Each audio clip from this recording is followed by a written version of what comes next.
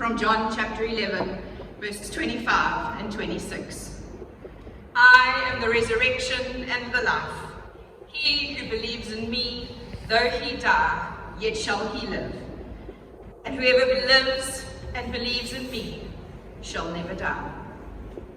On behalf of Dawn, Jared, Christy, Otto, Jesse, Ella, and Esco, I welcome you today as we gather to give thanks for the life of Joel Ruttenberg. It is comforting to know that we do not journey alone with our grief. So thank you for being here today. This service is a celebration of a life that means so much and poured our love and joy.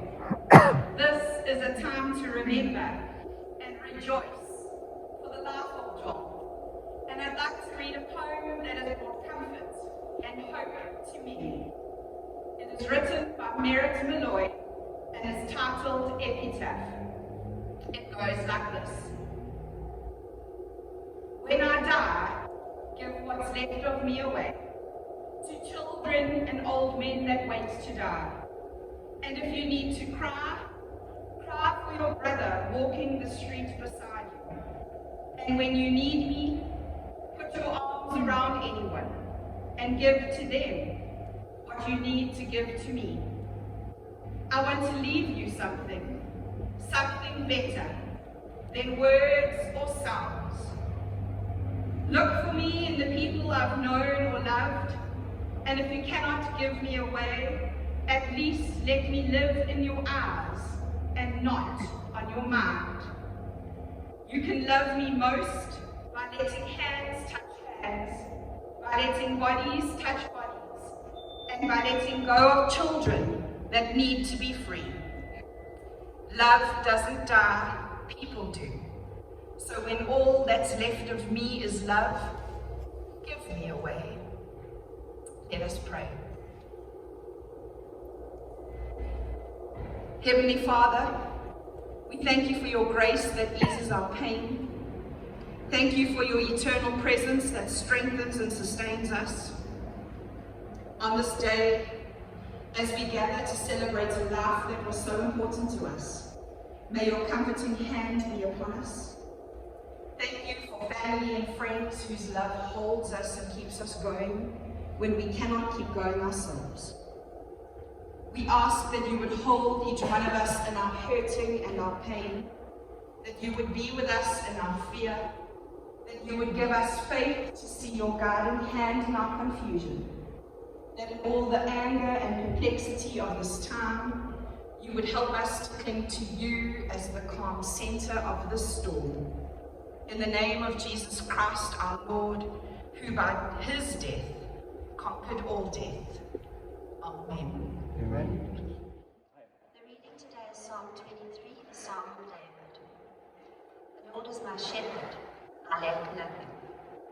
He makes me to lie down in green pastures. He leads me beside quiet waters. He refreshes my soul. He guides me along the right paths for his name's sake. Even though I walk through the darkest valley, I will fear no evil. For you are with me, your rod and your staff, they comfort me.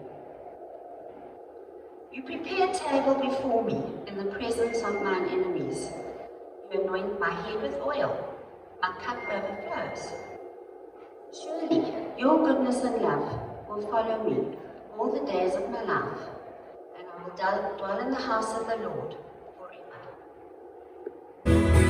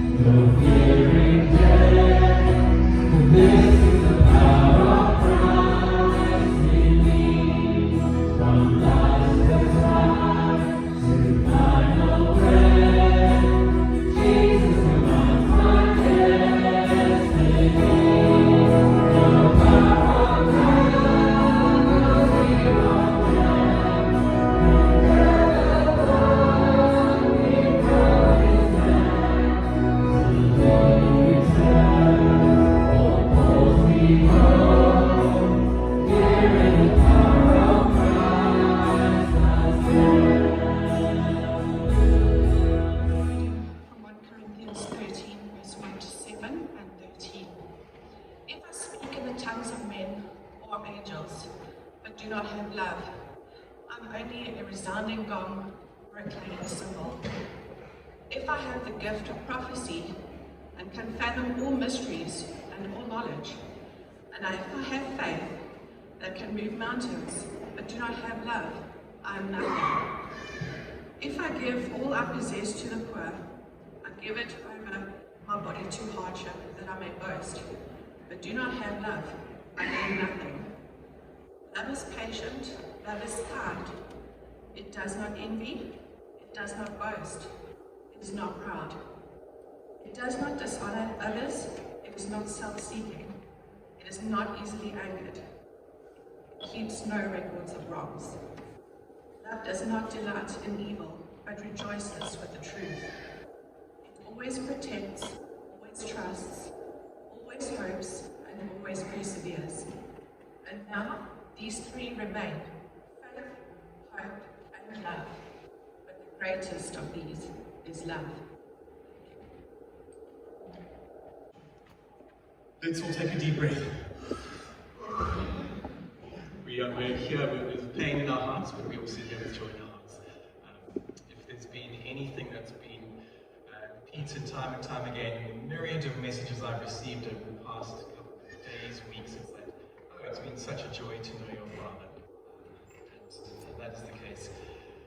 Mom and Christy, sending love to you guys, and Otto and Jesse and Eli. I was thinking about as much as I wished you to be here. I think we spent so much of our childhood in this church, sleeping on this bench, sleeping on that pew over there, sitting at the various instruments here, my dad and I, all of us sitting up here, sometimes in youth groups, climbing on the roof.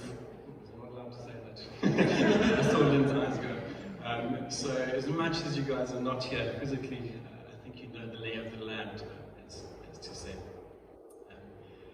I shared this eulogy a couple of days ago over video with my family and those who gathered in New Zealand.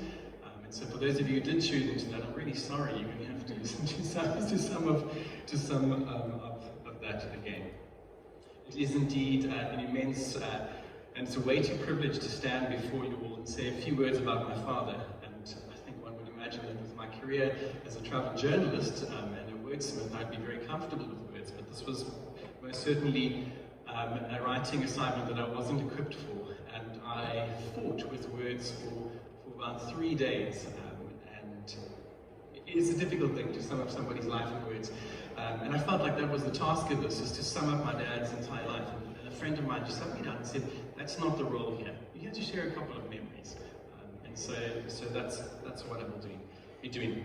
A few words spoken over a couple of minutes will never fully reflect someone's life. Certainly not somebody as significant as my father's, but these are loving reflections.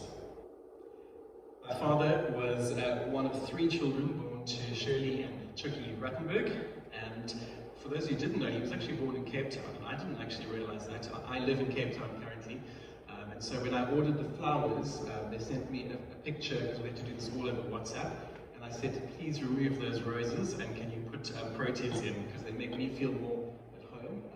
Also, that's the place of my dad's birth, so that's why you'll notice in these 2 beautiful arrangements there is a lovely sugar-bush protea sitting in the center of them. After a childhood enjoyed in East London, my father moved to Ruttenberg to assume his first job as a clerk in the fresh produce market, and it's at that point one of my very, very, very, very many aunts lays claim to introducing him to the astonishingly beautiful Dawn. So Beryl, I thank you for introducing my dad to my mum. Several years later, he found his sweet spot, working in community development for the government, where he worked for nearly 20 years, tirelessly and wholeheartedly with rural communities, teaching business and entrepreneurial skills. And in the 90s, his career took a change, and he began his 10-year stint of pastoring, first here at All Saints United, and then followed by St. John's United Church in town. All of these things, I think, prepared him for what was one of his greatest achievements, and that was the Eden Kids Foundation, the project which he birthed. And I think if any of you here have been somehow involved with Eden Kids, just give a quick raise of hand. Well, there we go, so I'm preaching to the converted. I suppose is the appropriate pattern in this sense. For those of you who don't know, the Eden Kids Foundation was the heart behind it was to provide a fun-filled, safe, and exciting environment for the kids of the Masakwane informal settlement to grow and develop in order to have a hope for their futures. And I spoke with one or two of them this week, and that's indeed some of the legacy that my father has left. He spent countless hours in camps, holiday clubs, after-school projects, music lessons, garden projects, and other social initiatives. Eventually, facing the brave unknown, my family made a move to New Zealand, where he spent 4 years safely transporting kindergarten kids who didn't have any means of transport, or their parents didn't, between their homes and their schools. And in fact, it was only 5 weeks ago, when I wrote this document, I took out a little excerpt from his retirement document, and I know many of you contributed towards that and sent me something. And when I looked at the date of the document, I realized it was just over 5 weeks ago that I was printing or collating his retirement. It's an example of the cruel expedience in which this illness has swept through, and it has still left us breathless and dazed and confused. And although we have much comfort from our friends and from our family and from our community, we still have anger and we have pain, and that's something that's very important for us to acknowledge, and they will be there for some time. If you haven't watched the movie The Last Word, I think it's currently showing on Showmax, and it's a comical offering, and Shirley MacLaine is the lead actress in that. And she is unhappy with the work of the local obituary writer. And so, and that's the actress Amanda Seyfried. So she calls Amanda in and she says, I want you to pre-write my obituary so that I can make sure that I'm happy with this when it goes out. And so this young reporter goes around and interviews countless people. I'm sorry, this is a little bit of a spoiler, but the movie's still worth watching. And so this reporter goes around and does interviews, and she discovers that the 81-year-old Shirley MacLaine is not a very liked figure. And so she writes this very short and concise obituary, provides it to Shirley, and she reads it, and as you can imagine, she doesn't like what's written, as usual. And she becomes aware that with her last days, she has a chance to perhaps write a different ending, and she goes along doing this in the movie. And here's one example. At the age of 81, she becomes a disc jockey for a local radio station. And in between the songs she plays, there's little bits of wisdom she adds in. And one morning she offers this, and this is one of my takeaways from the movie. She says, please don't have a nice day. She says, have a day that matters. Have a day that means something. And for her, it was clearly a turning point in the movie. And that line struck me powerfully, and my friend who were watching it. And given the current circumstances, I can't help but put this into the context of my father's life and marvel at the life that he lived. An extraordinary, varied career that encompassed several very meaningful jobs, and where all of them involved some form of human transformation. My father didn't just have a nice day. My father had meaningful days. I can vividly recall my childhood holidays, where in the school holidays I'd have the opportunity to join my father when he would go out on his visits to some of the rural communities across KZN, where he worked in community development. During the day, I would accompany him to the different communities, and I'd always begin by marveling at his fluent Zulu, and then later on I would make my way and find some kids and play some soccer. And in the evenings we'd stay at the various parks board resorts that were scattered around the Ruttenberg, either in some form of rudimentary hut, or my absolute favourite was the red 4x4, even the blue one, where we'd just put a mattress in the back and we would lie there. We'd have our camp food, and at the end we would lie and simply stare at the stars, which explains why I have this thing for stargazing at the moment. My dear friend Lauren has come here today from Cape Town, and her and both Haley have slept in that star bed of mine and just lay there and stared up at the stars, which incidentally are the same stars as the stars in New Zealand. So I lie in bed and I watch the stars, I fall asleep. My parents it's very confusing. At some point they go to sleep and then they see the same stars. And that's something that always brings me tremendous comfort. Where was I with that? Over the past week, as I said, I've been sent messages from people, and many of them I have no idea who they are through Facebook Messenger. And they have just shared stories about how my father has impacted their lives. And this has brought us immense courage. And it's indeed a powerful legacy to leave, to think about the amount of people whose lives that he's impacted for the better. And whether that be through development, through faith, through music, pastoring, preaching, counseling, wikis, so much more. I wholeheartedly believe that he embraced the essence of what it means to live life to the full. And so the following are a few short stories from myself and my family, just to remind us of that. Of course, my father's sister, my dear aunt Colette, couldn't be here today, so Celeste, thank you for being here, Leon, and for reading that reading. And I think that magnificent opus on love in 1 Corinthians really sums up a lot of my father's life. It says there, and these 3 things remain: love, faith, and hope. But the greatest of these is love. I think those 3 things underpinned everything that my father did. And particularly his work with vulnerable communities. Through his years of community development, his philosophy grew. And I think in the last years, he taught me one of the most powerful lessons of my life. And that is at the heart of social development, which I believe is something that all of us here today believe in and desire for our country. At the heart of social development is not just work that's done for the poor. There is, of course, a role for relief work, but he taught us that the most powerful work is the work that's done with the poor and the vulnerable. It's building relationships with people and giving of ourselves that stands at the heart of transformation. I'm grateful to have had a father who was always present, despite my wanderings around the globe and my somewhat peripatetic lifestyle. But particularly growing up as a child, my father was always present. And even when we fully didn't appreciate it, I shared the story at the memorial in New Zealand that I'd taken back to grade 7 here down the road in Northern Park at the school gala. And my dad decided he was going to enter the parents' race. And so I was like, okay, this 12-year-old boy sitting there flashing. And my father took the most magnificent dive in, and he went in, and his costume went that way. Needless to say, I disappeared under those steel benches, blushing. All the time in high school, here in Carter, where the entire school was gathered. I can't remember what it was, maybe it was a house play or some kind of evening performance.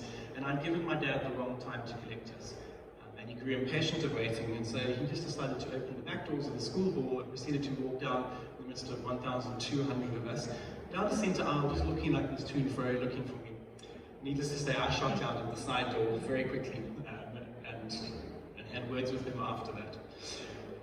It was my father who helped nurture my love for music. He taught me to play the guitar, and shortly afterwards sent me for drum lessons. And I think of many of the fruits of the early years that I was born sitting on the drum kit and various other instruments in and around here. And in fact, as many of you will know this, because most of our family played several instruments, if ever there was an event or a church that didn't have a band, the phone would ring and it would be like, oh, could you please come, could your family come and play? Inevitably, it landed up with my dad on guitar, my mother on bass guitar, and then my sister and I would have a constant tussle for the piano. That was our favorite, because whoever didn't get the piano ended up playing the drums. In New Zealand, I had to concede, and at the memorial, my sister got to play piano. Christy, today I got to play the piano. So, even though you probably would have done a better job with me. A recent memory that we forever cherished was on my last visit to New Zealand. I arrived and my father said, go look in the garage, and that was where he had some of his music equipment. And so I proceeded to go into the garage, and there was a drum kit set up in the garage. And he'd managed to find a friend who had a drum kit. He'd taken the car, loaded it up and set it up for me so that our family could sit there and have some play music again. That was the kind of he was. He would do wonderful, crazy things. And although for these last couple of weeks, as my father has progressed with his illness, we were separated geographically, it was music that connected us. And I'd sit at my piano and I would record simple versions of some of our favorite worship songs, some of mine and some of his, and then we would send them to my parents who would listen to them. But towards the last couple of days, those turned into some live sing-alongs. And I know a couple of faces here appeared on one or two of those videos that were very, very special. On one of the last calls with my dad, I was aware that the end was near.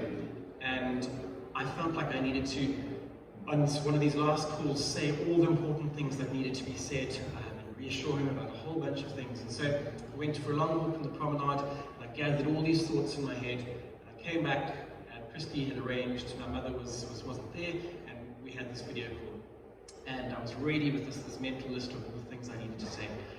We started the video, and I realized I'd interrupted them working through a playlist of country music songs. In front of my father's bed was an oversized TV, and what they would do was put on YouTube playlists with the words coming up almost karaoke style, and they would sing while my father would do whatever he could along with the music and tap his fingers. And I realized that I was interrupting this. So instead of saying, okay, let's pause this now, I need to say some important things, I simply looked at the list of songs and I took over from the piano. Threw my computer on the piano, played through the songs, and we sat and we sang together. And at the end of that call, when I said goodbye, I realized I hadn't said the list of things that I wanted to say. But the most incredible sense of peace came over me, because I realized I didn't need to say those things.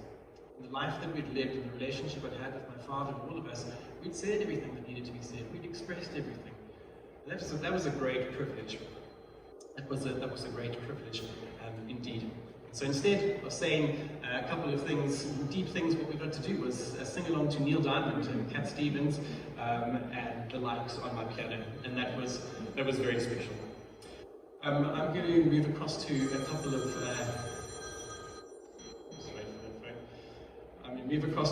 of stories sorted out from my family. And firstly, from my beautiful sister Christy. She says this. One of Dad's favorite stories was that how he was the first person to teach me how to play the piano. He claims this. I can still remember, she says, that day. The two of us perched on the piano stool together, and we worked our way through some gospel songs in a songbook that my dad's friend Dennis had given him. Thank you, Dad. What a precious gift you left us with. A love of music. And there will be songs that will bring us pain in the upcoming dark hours. But there are others that will bring a smile to our faces when we are shopping and hear them over the speakers. But mostly music will always draw us closer to you. I shall try my best to hear life as they grow up by waiting until they've just settled into their favorite series on TV and then announce, it's family band time, everybody pick up an instrument and play music. And yes, my father would do that, as Beverly Hills 90210 would begin. She says, I'll miss that Dad, but your legacy will continue with Dad always had a very close relationship with the Lord, and one of the ways he felt God speaking to him was through what he called God winks. Little God incidences where he believed that God showed him direction or encouraged him in some special way. And when Dad was hospitalized for the second time in November, it was a moment where he, my mother, and I found ourselves at a bit of a crossroads, and we prayed earnestly for God to give us a sign of what to do next and moving forward with his illness. Shortly afterwards, the emergency room doctor strode into the room and approached us with the words, Joel, I have a plan. That plan led to Dad to the tranquil, comforting, and the paradise-like setting of Te Amangu Hospice, where my father spent his last days. Dad upgraded his final God wink to a God hug. Moving on to a message from Otto, my brother-in-law. I've always felt part of the family. From the moment that Christy and I started about getting married, the Ruttenbergs let me in as one of their own. And this may be small to some, but to me it was a powerful testimony of their trust and faith, which Dawn and Joel, Mom and Dad, have instilled in our family values. These values are imperative to building people up. In the years that I've been part of this family, this is what they do, and I've no doubt they will continue to do so. And in all the time Dad and I spent together, he was always inspiring me and everybody around him. But it was never in a pushy, you're doing it wrong sense of way, but in a nurturing way, in a way that could connect us. As you've heard, he connected deeply to his children with music. However, he connected to me with his great love for the outdoors. Dad was the one who introduced me to hiking and the love of overnighting in the cave. And I loved going out and exploring the Drakensberg with him. He was well versed in all the native trees and wildlife, and he passed that passion on to me. I can't wait to pass it on to my children.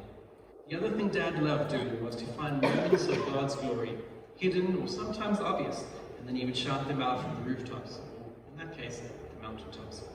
The outdoors will always be a place for me to be close to Dad, a place of significance for me to help remember him, and a place for my children to remember him.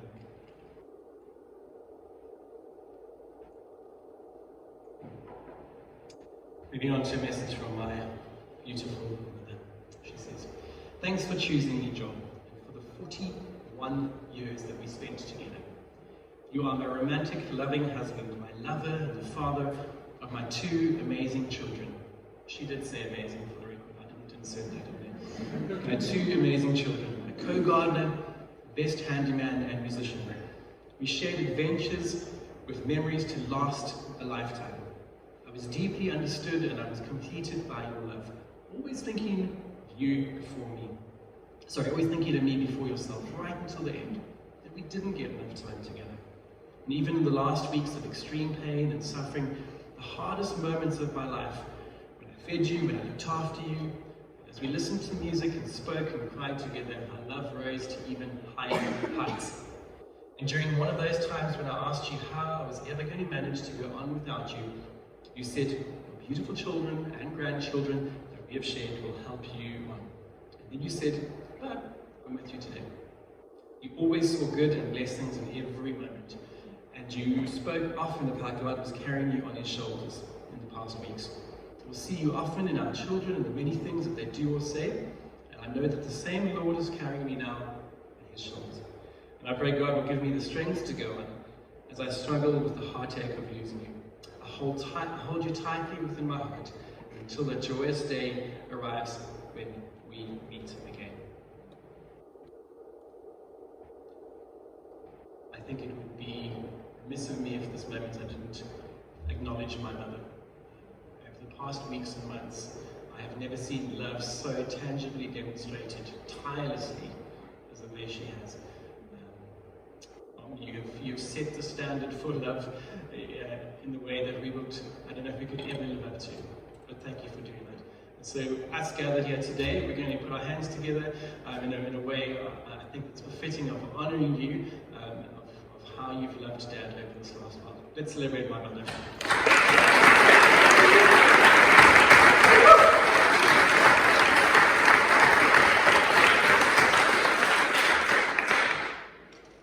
One of the most powerful lessons that our father taught us was how he loved our mother. He demonstrated to us also what the standard is, and that's something we'll never forget. And that was a marriage that stood for 41 years. Christy shared with me this week that every morning when my mother left for work, my father would go outside, he would kiss her and wave off. Even in the last few weeks before hospitalization, he braved the stairs went down and saw off the love of his life safely. And my mother would say to him, "Stay in bed, love.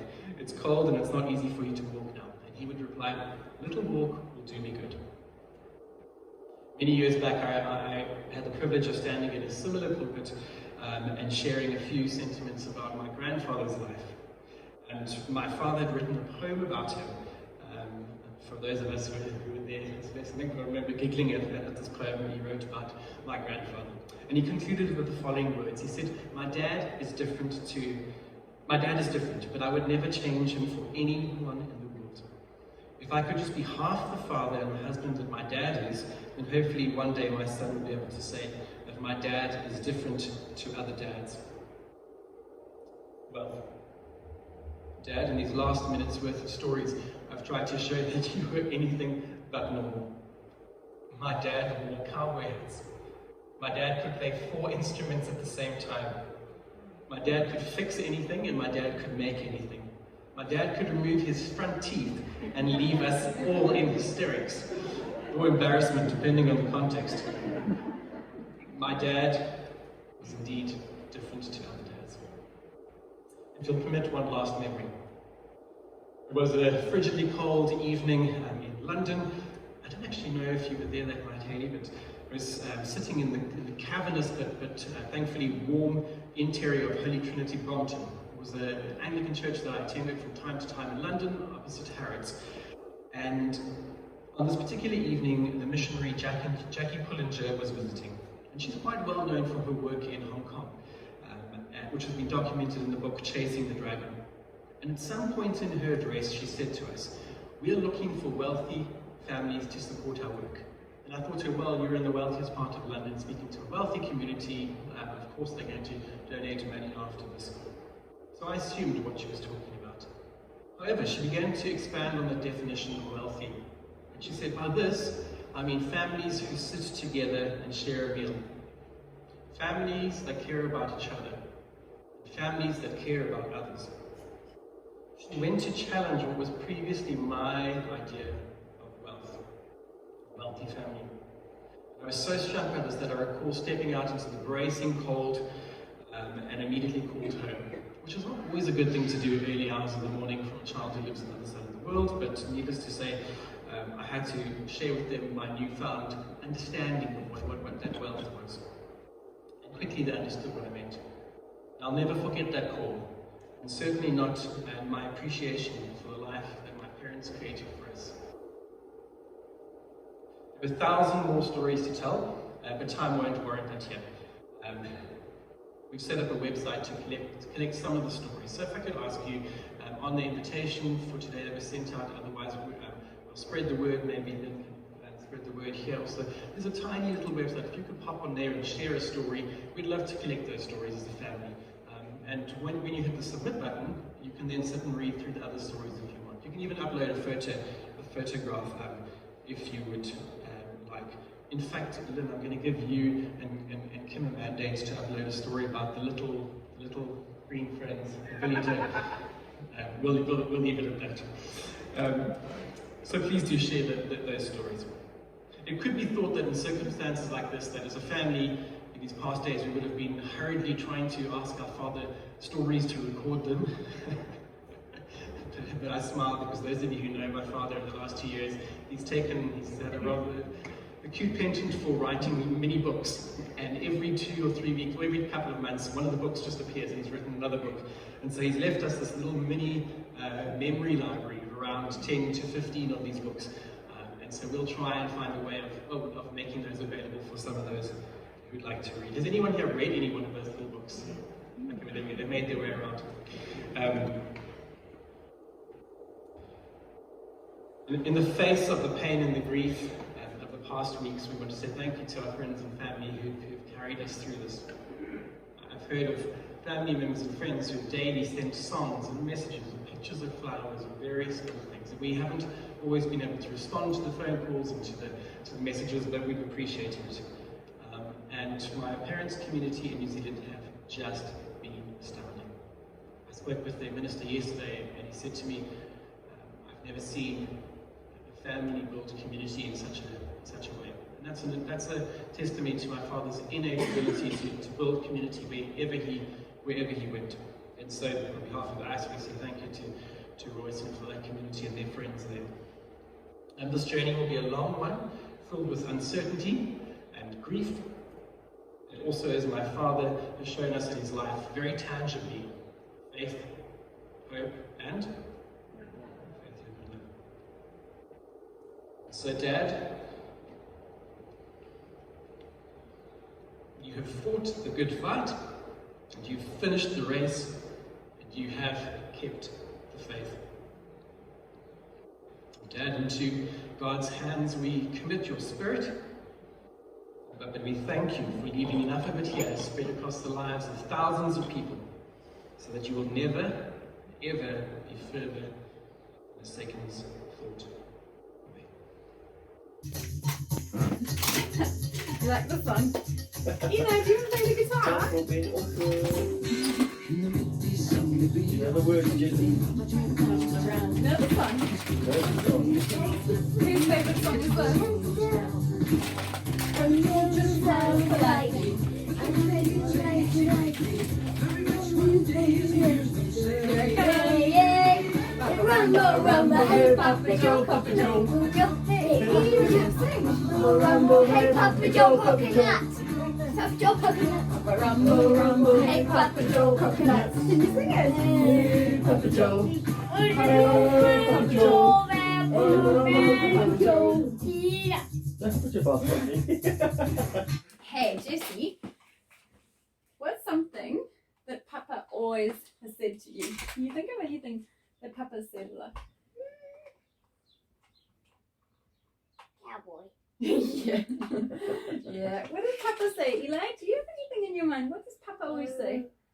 Cowboy too. Are you copying your brother?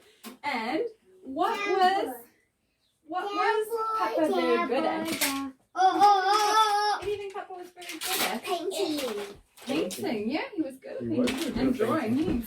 Oh. And Mr. Good Anthony job. paints.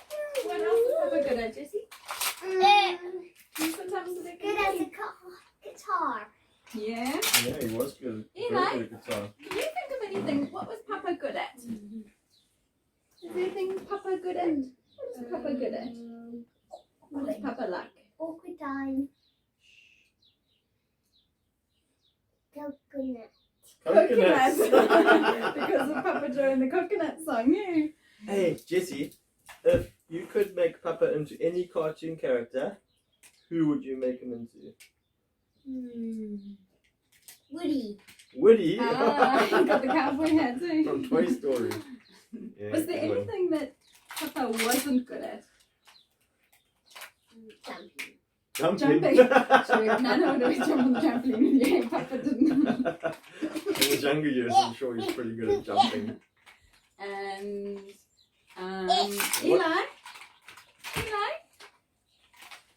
Eli, where's Papa now? Where's Papa now? In the sky.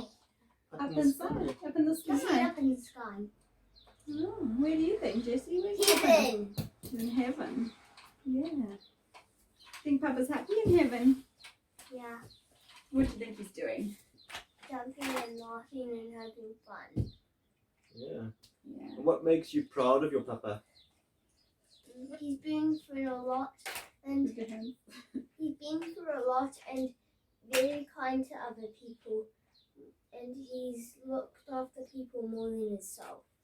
Oh, that's very true about Papa. Is there something that you're going to miss the most about Papa? What do you think you'll miss the most?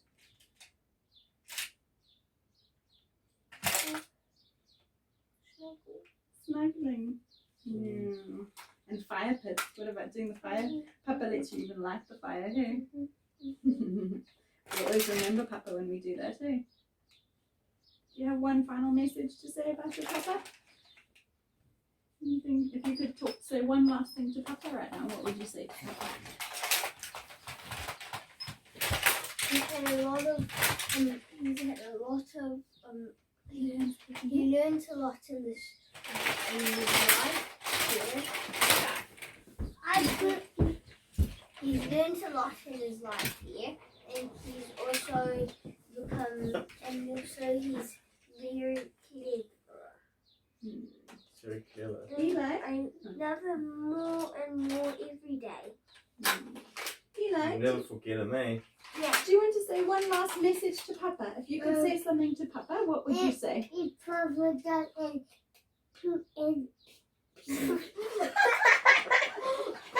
Oh, we'll miss you, Papa. Miss you, Papa. we'll miss you more than anything. And See you again one day. One last. we'll see you in heaven when you die. Papa only shows your diamond Oh, careful, that one. So let's say awkward time. Awkward It's gonna be awkward. Dance party. Rumble, rumble, hey, Papa Joe, coconuts. Rumble, rumble, hey, Papa Joe, coconuts. Done. Rumble, rumble, hey, Papa Joe, coconuts. I'm the only one Hey, today. Papa Joe. You were the one.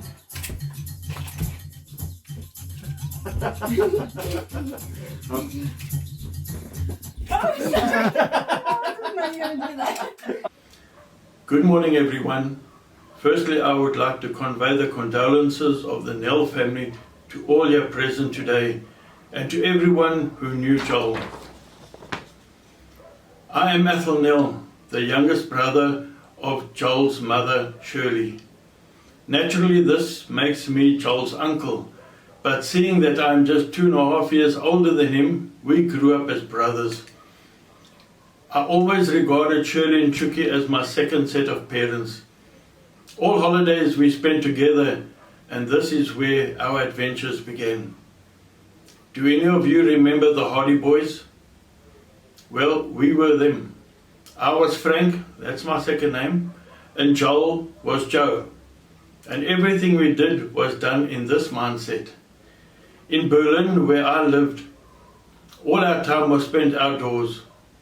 Our love for nature and birds started there, from collecting birds' eggs and bird watching, swimming naked in the dams, camping out in the commonage, and using old stormwater drain pipes for shelter. Joel was always up for the challenge. We shared a bicycle, and this was our only mode of transport. He would sit on the crossbar and steer, while I sat on the saddle and pedaled. We eventually upgraded to a tandem. This was pure magic.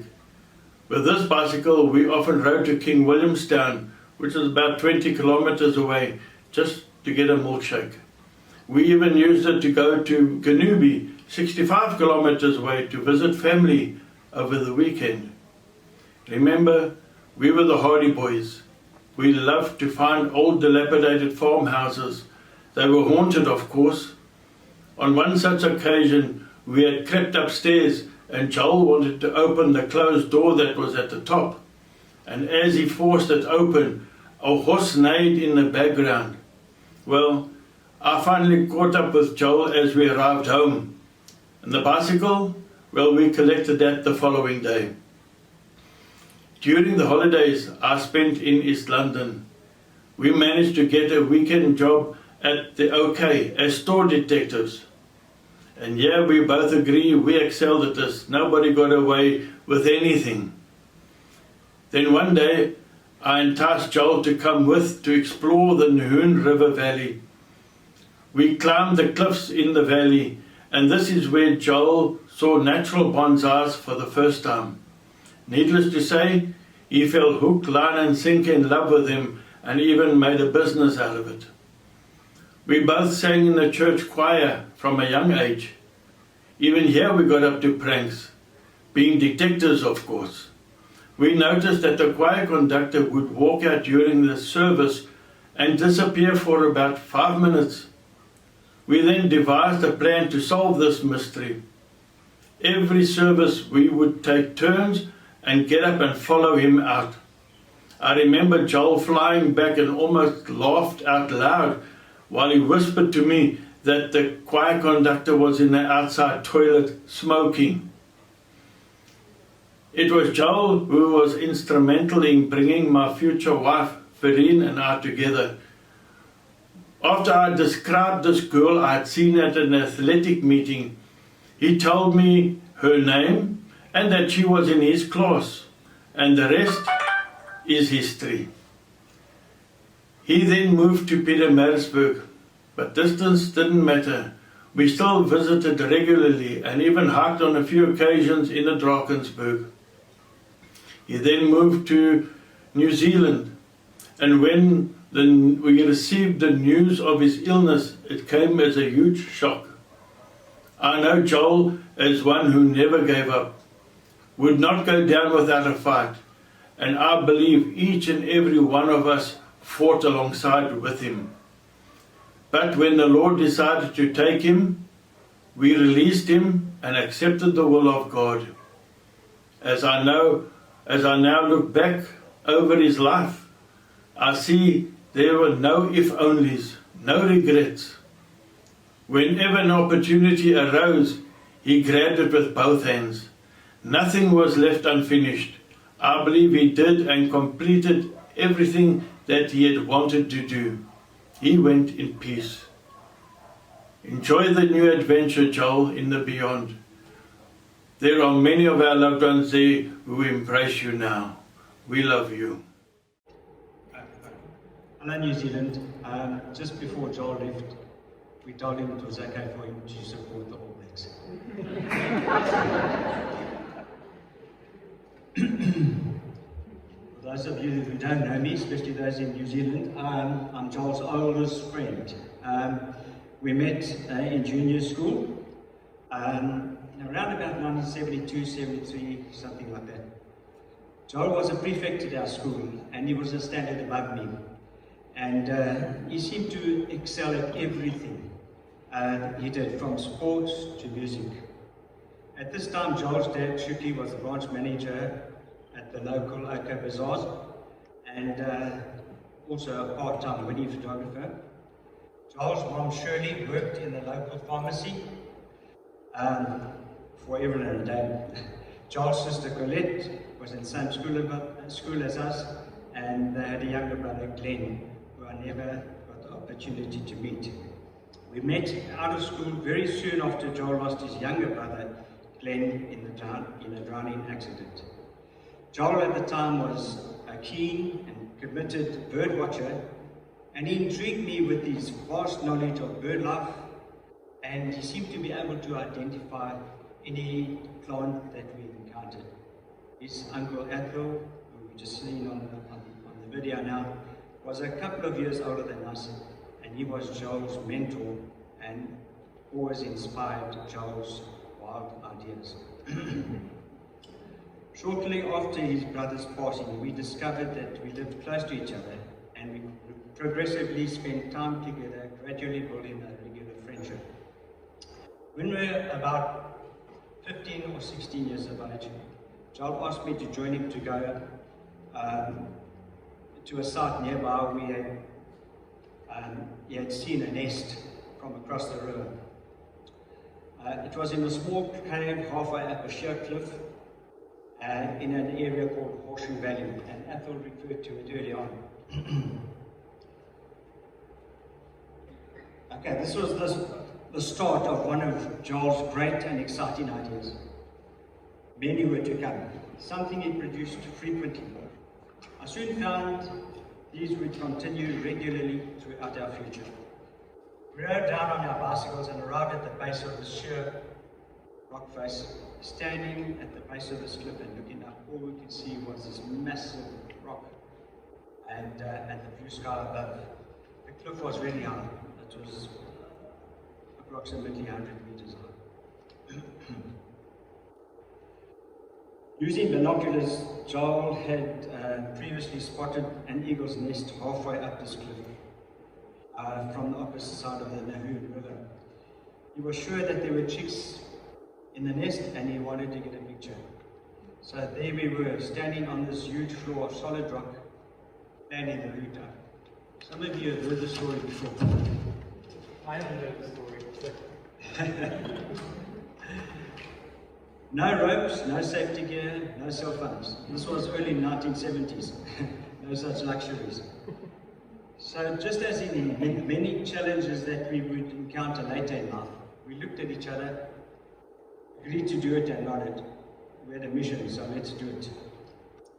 As we climbed, I followed Joel's lead, and we went from handhold to foothold to toehold, traversing the face of this huge cliff until we got near enough to the nest. Again, this proved to set the scene for the road ahead through life, where you would lead and set out challenges, and I was excited to join and follow his lead and enjoy the challenge. As we climbed higher, we soon realized that because of the overhanging ledges we used, that without ropes and equipment, it would be impossible to go down the way that we'd come up. And the only option would be to keep climbing all the way to the top of the cliff, where we could take a detour and path down. I really don't recall whether we got to the nest at all, it was too long ago. But eventually we found that the ledges needed were becoming fewer and narrower, and we were forced to use fingers and toes to continue up the sheer climb. There was no other way. We were committed. Yet again was a situation that repeated on and on as we went through life, where throughout our lives we were to encounter so many challenges that we had to work out together. And we did, always. We were both starting to panic as we became more fatigued and were starting to cramp. Joel was a bit taller than me, wiry, and in big physical condition. We got to the point where, although we could not see it for overhanging rocks, the top of the cliff was near, and below there was a 100-meter free fall onto the rock floor below. We had run out of handholds above, and the nearest foothold was not reachable without a firm handhold to hang from. So there we were, against this cliff. The ledge was up there. Joel was a bit taller than me. Joel, being taller and ahead of me, managed to find a solid handhold on a ledge above, full stretch. And that was enough for him to grip in order for him to swing out his foot onto a foothold and then roll over onto the ledge above. He swung over and onto the ledge above. There again, a glimpse of his character. Confident, courageous, taking the lead. A trait that he never lost and continued to show throughout his life. At this point, I was desperately holding on below with a fading grip. Remember, I started to cramp in my hands. I managed to shuffle to my left, to where he had been before, and was in a position below where Joel had latched on. And he explained to me the rock where I had a grip. The problem was that I was a bit shorter in reach than he was, and I could not reach that point above. We both knew at that point that I was now on this shallow ledge and my hands were flat against the sheer face of the cliff. The slightest breeze could blow me off. Once again, Joel, the encourager, brave and resolute. He knew the options, and this was an urgent decision to execute without delay. There was no time to think. He said, "Ready, jump." I instinctively jumped for my life, and I felt his palm slip the back of my hand onto the rock and lock around my wrist. There I was. Decisive, strong, and dependable. He literally had my life in his hand. I trusted him, and there was no other way. This mutual trust starting there would grow between us even more through the years. So, with this hand welded to the rock, hanging by one hand, I managed to swing my left foot onto the purchase point, which allowed me to launch to the ledge above with my free hand. With Joel helping and grabbing by any part of me he could, we both fell into a heap onto this broad ledge, just a meter or two from the top of the cliff. Both heaving, sweating, laughing, or crying, I'm not sure. Yeah, it was quite an experience, but it was an experience we would reflect back later on in life. At the time, we hadn't really realized the significance of and all the lessons that we learned along there, but as we got older and looked back, we often refer back to that. And at this point in time, I realized how much of Joel's character was actually shown in that event. So, sorry for the long story, but that is, I think, one of the basic events that formed our friendship. Yeah, I hope you waited a good couple of years before you told my grand and grandfather that. I don't know if we did. Better not go. Well, looking back late in life from a lifetime of absolute friendship, we realized at that point the bond of brotherhood was born. Although we did not realize it at the time, as I just said now, it was a reference point that we'd reflect on many times, and in the future and even today.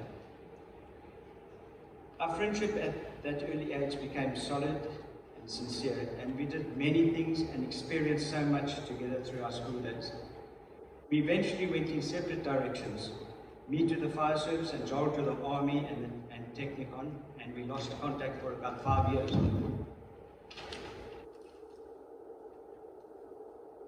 Fast forward to 1980. Soon after marrying Mez, we moved to Pietermaritzburg to start a new job, and we met again by chance, where Brian, Dawn's brother, hearing that I came from East London, asked me if I knew his sister's fiance, Joel Ruttenberg. What a coincidence. Joel had been studying in Pretoria, and he had just finished his studies, and he was about to relocate to Pietermaritzburg.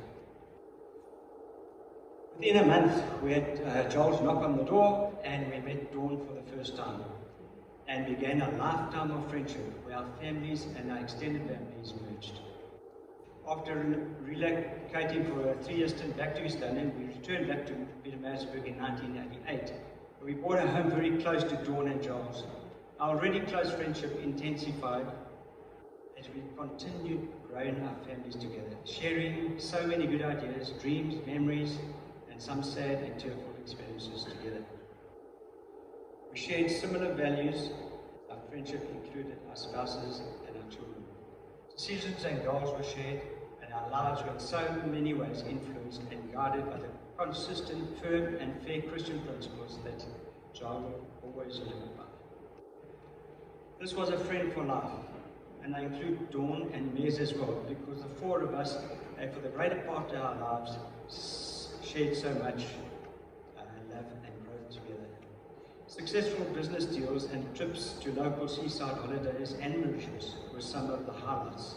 1 or 2 failed business deals were some of the lowlights, but in all things, we were always there for each other to encourage and to celebrate. We were very sad and also happy for the Ruttenbergs when they decided to immigrate to New Zealand. Listening to the many tributes aired over the last week, one of the strongest characteristics that Joel had was his compassion and care for less privileged, especially children. And I think we've heard that at length from so many people. He had so many other talents, which I'm not going to mention. They've all been mentioned before. Most of his life has been focused on making things better for others by initiating community projects and care ministry. Using music and his many gifts, he has touched the hearts of so many. His greatest pride was the success of Eden Kids. More than that, his humbleness, his absolute faith and dependence on God has inspired and will continue to inspire many of us. As a husband and father, he was the best, and he always has been a perfect role model for every father and husband, and especially for me. These last few weeks have been so tough. Seeing the struggles that Joel and his immediate family had to endure. It has been agony seeing him struggle, and I'm grateful that he is now free of pain and at rest. I am eternally grateful to Dawn, Christy, Jared and Otto, as well as all the folk in the New Zealand support group that were able to make my friends last few weeks and passing as comfortable as possible. We had the honour, but sad privilege of a group video call with him a week before he left us. And I'll always treasure those closing moments shared so near the end.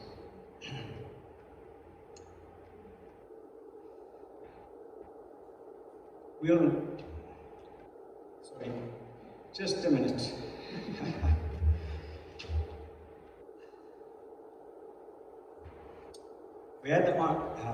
We shall never forget him, and we will continue to try and emulate the values that he has always held over the years of our friendship. If I could have some final words to say to him, I would say the following. Dear Joel, thank you, my friend, for the lifelong friendship and the positive influence that you were to me and our family. Who knows where I would have ended up without you. Looking back to the precarious time on the narrow ledge at Horseshoe Valley, my life would have ended right there without you. You showed signs of character, morals, values and traits in that short time that were glimpses of your ingrained character that I respected, admired and strived for all my life. You inspire me.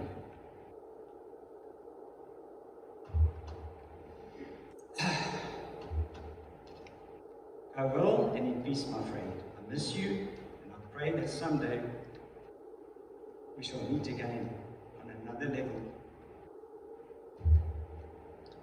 and continue our brotherhood. I love you, my brother. I'd like to close with a poem that I feel is appropriate, an act for the man that Joel has been.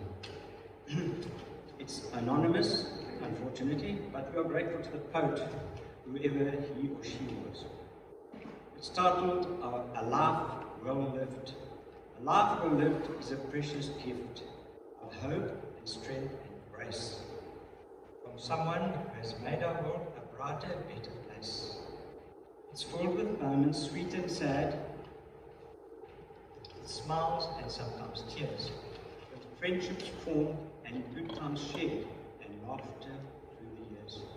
Life well lived is a legacy of joy and pride and pleasure, a living, lasting memory of grateful hearts full treasure. Thank you for listening. As we've heard, Joel had a massive impact on so many lives. He was part of mine growing up. I don't want to cry. We had so many fun memories, family holidays at the Hideaway, brides, family sing-alongs, potjie making, fines for touching Joel's pot when you weren't allowed to, little white friends, Jared, little green friends, guitar lessons. And I'm sure all of us in this room have our own fond memories of Joel. And many of us didn't get an opportunity to say our goodbyes. And I think it's only fitting that we have an opportunity now. So we've got this table at the front here. There's some tea light candles on it.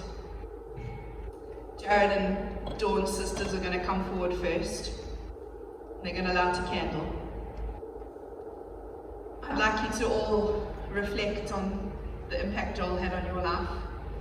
Once Jared and Dawn's sisters have come forward, I'll invite you to come forward and light a candle and then take a seat again. And while you do that, there's going to be a song playing, sung by Jared's friend in Ireland, Claire. She wrote it 2 years ago. It's called Remain, and she wrote it after her father passed away.